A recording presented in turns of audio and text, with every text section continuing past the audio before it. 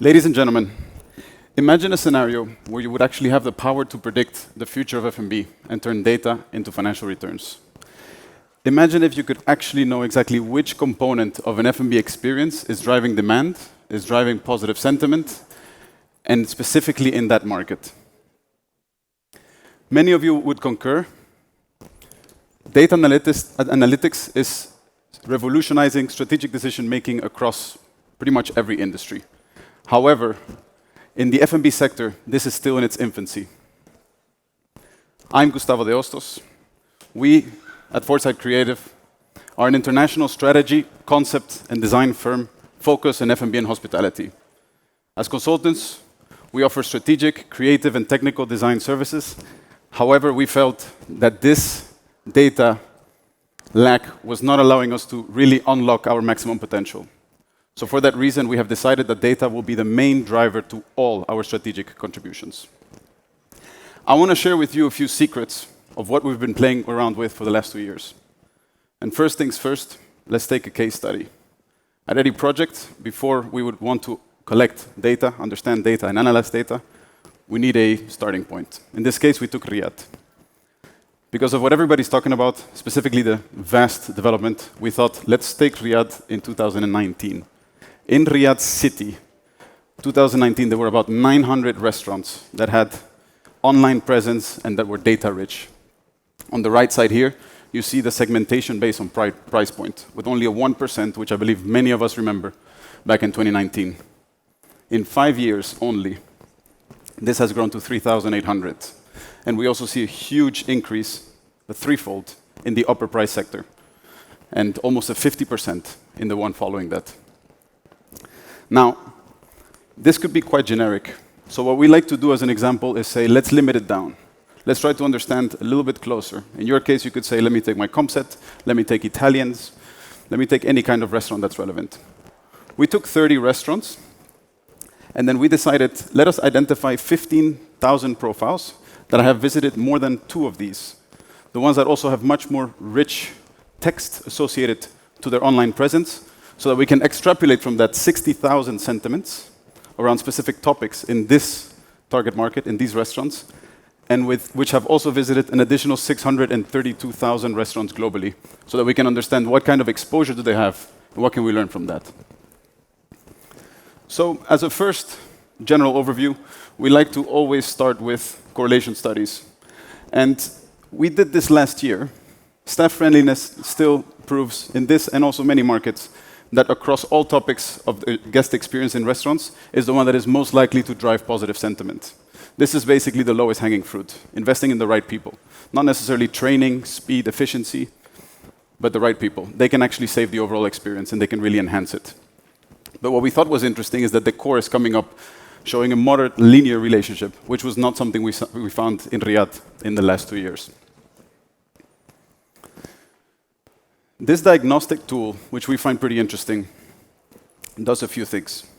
Number one, it identifies in the horizontal axis the frequency of mention of specific topics. How important or how present in a market is the specific topic?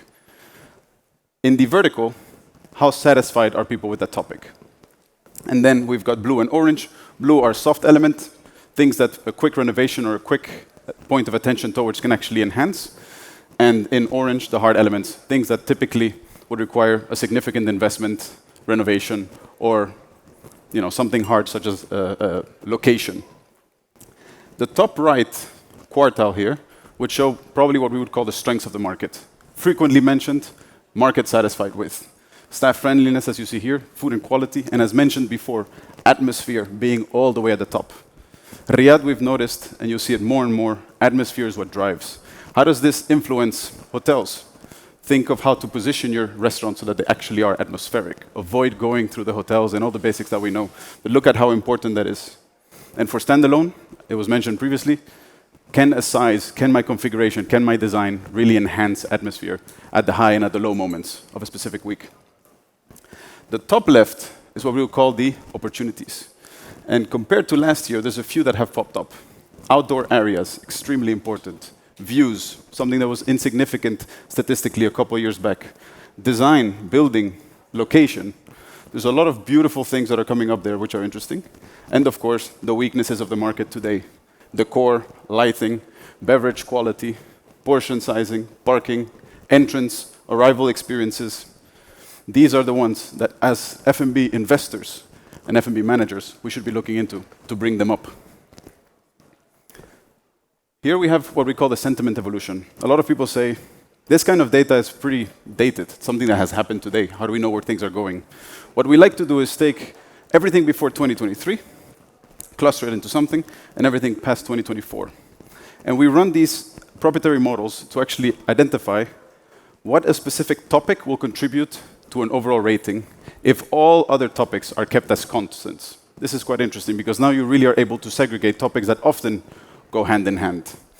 And we can see, for example, atmosphere stays strong, biggest driver of satisfaction in Riyadh, and is slightly growing. But look at how food quality is growing a little bit more. The importance of location. But also, interestingly enough, two topics that were often mentioned in the past: menu variety, less important; portion sizes, less important. And here, service speed, becoming much more critical towards these kind of things as the market matures. Knowing that these audiences have gone to 600,000 plus restaurants globally, what can we learn from that? Number one is, what kind of markets could we look into for trends or brands? UAE being one of the ones most visited by this audience. And you can see in orange, 23% are the residents of Saudi, and in beige, 15% the visitors of KSA, followed by the UK and USA. What can we do with this? Many are discussing brands, attracting brands. What kind of exposure does the market therefore have?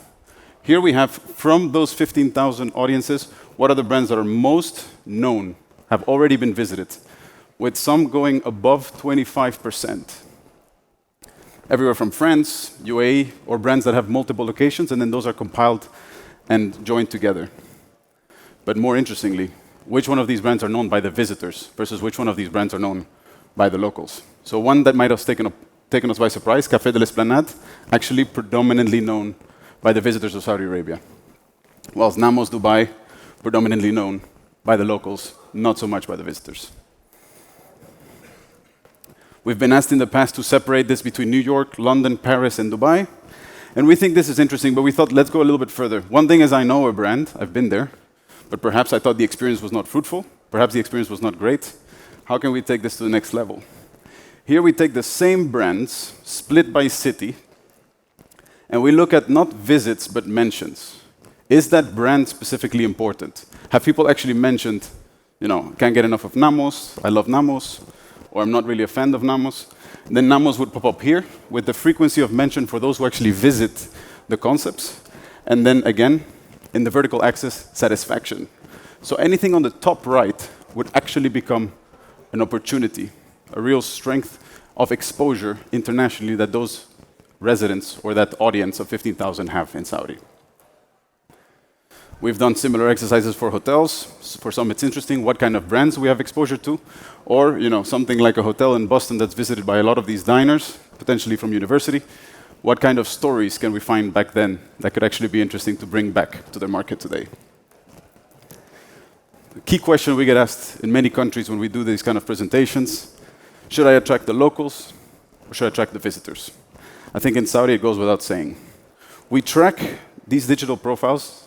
We track the 600,000 restaurants that they visit, and we classify them into quartiles, spending quartiles. Those that spend and go predominantly to the higher spend restaurants go to the upper quartile, and so on to the lower quartile. And then we split them between residents, which show to be predominantly higher spenders than the visitors. So that's, of course, who you want to target if you're in that spending bracket. And then how can I use that information? This is a cuisine SWOT, similar to the way we do it before. And we like to split it into higher spenders and lower spenders.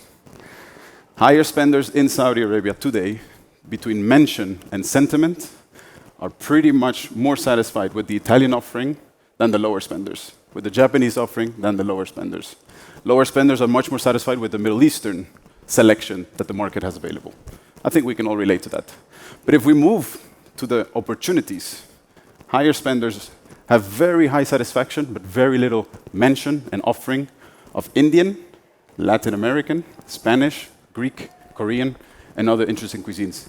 Can this actually inform and predict what we should actually looking into, whether it's development or import? We also like to sometimes benchmark. Concepts are coming from London or abroad. We can do similar exercises, and we've done it in the past. Take 50 restaurants in London, collect a similar target audience, and then start comparing. Who are the people visiting these? In general, we were surprised also that in KSA, 1 year ago when we collected in 2023, who were the people who were dining in restaurants, it was almost 91% Saudi residents, and today it's 72%. So you've got a much higher influx of expatriate and visitors actually visiting the restaurants. And that is something that could be seen as a trend and could be actually a forecast that must be taken into consideration. You can also get here the male-female ratio, or as well as the age bracket to understand what kind of generations we're dealing with. So when I transport my brand and I look at those demographics, what do I need to keep into consideration? Well, here it's an example of preferences of males over females. Males more driven positively by atmosphere, beverage quality, celebration suitability, customer service, and females, entertainment, food quality, menu variety, and service speed. How can these things influence what are the first low-hanging fruits that we need to capture? What if I split it between the differences of London and Riyadh? Interestingly, in London, they're still a little bit more atmosphere-driven, but in Riyadh, beverage quality somehow is more important, those efforts, because today there's a lot of negative sentiment towards the offering, even if we're talking mocktails. Food quality, more critical, and higher potential to actually statistically higher overall satisfaction. Same for menu variety and service speed. Now, let's go a bit deeper. You could take all of this data and say, okay, I want to make it more specific to my specific case. The restaurant I have in my hotel, the brand I have, or wherever market I'm looking to explore into because I've got a great chef. Depending on location or depending on the case, you could say, I'd like to cluster based on behavior. Are these weekday diners, weekend diners, breakfast goers, and so on? Or by group type, the dinkies, families, groups, business. Or what we really like is by preferences. Can we identify, for example, Asian food lovers, social media enthusiasts, and so on? Can we understand how these people talk and then run all of the reviews through AI analytics and identify the top 5%, top 20% that are food lovers, that frequent and speak a lot about this specific preference? And what can we do with that data? Here we show an example where we actually take that set of Riyadh and say Asian food lovers and social media enthusiasts, what are they looking for? And I think we can all relate to that. And I think the important statement to say is that kind of data today is available. If you know who you're going to target, what your USPs are, you would be able to identify, narrow down, and therefore make decisions based on data. Asian food lovers, we would agree, are more into atmosphere, food quality, and staff friendliness. Social media enthusiasts, menu variety, price, and design by far. How can I use this geographically? Well, if you know where the Asian food lovers are going in a city, example Riyadh, and this is the 2.5 thousand, so a certain percentage of the 15K that we've narrowed down, and you can overlay this with where the supply that they're actually visiting is, you could get certain scores to run you and identify some opportunities based on where people are going and what they have to offer. Now, just as a recap, what should you use data for? In our minds, and the way we're doing it today, is anything that has to do with determining cuisines or concepts, informing investment priorities, understanding your customer audience and their preferences, addressing their actual preferences, as we looked at before, understanding expansion possibilities, validating locations and markets, as well as driving any kind of management and investment decisions. That's for future or that's for current. I hope that this gives you a good insight on how data can inform strategic decisions for the future. Thank you very much. Feel free to scan. You don't have to put your emails. And if you have any questions, happy to answer them.